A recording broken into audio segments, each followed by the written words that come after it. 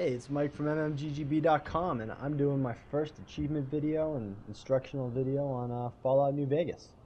Today we're going to be talking about the game Caravan, which some people have been confused about. I was definitely one of them. Finally figured it out, and I think I have some tips for you here. The best place to start learning about Caravan is in Gold Spring, because in Gold Spring, after you fight off the Powder Gangers for Ringo, he'll give you his spare Caravan deck, and then you can play hands with him. And his games are cheap. They're basically like 55 caps or less, and it's a good time to practice because you're not going to lose too much. So after the screen where you decide on how much you're going to wager, you can go through your deck and pick what cards you want to keep for the game. This is what I used when I first started, but I've learned basically the 10s, 9s, and 7s, which I have on here, are the best. But also 6s, 3s, and 5s can be good, and you want a lot of kings too. I'll explain those later, but kings can be very important in the game.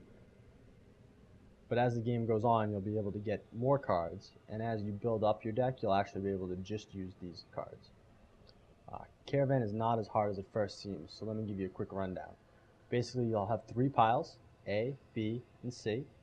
Your opponent will also have 3 piles, which we'll call D, E, and F. Your A pile is against his D, your B pile is against his E, and your C pile is against his F. So you want to get your piles to add up to either 21, 22, 23, 24, 25, or 26, and you want it to also be higher than your opponent's corresponding pile. I don't want to go through all the cards because that'll make this video too long, but basically aces are worth 1, 2s through 10s are worth their face value, and kings are important because they double the value of whatever card they're next to. So when the game starts, you get 8 cards out of your deck.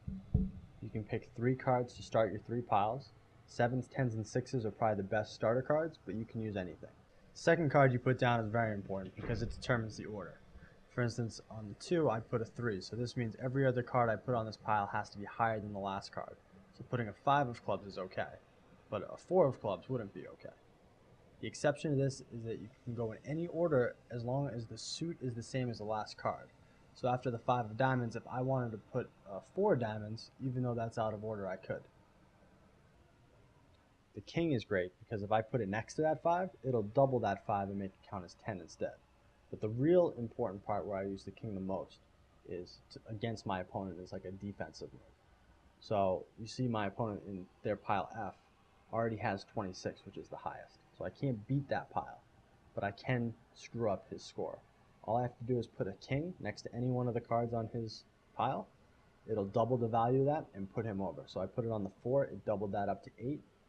And that gave him a score 30, so he's over 26, and that's why that hand turns red, because now it's disqualified.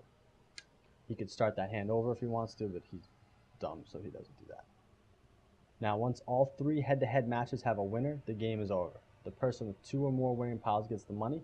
In this one, I won the first hand 26 to 23. I lost the second 19 to 21, and I won the third 25 to 30, because his 30 was too high. I popped that achievement, and I've been getting richer every time I play someone.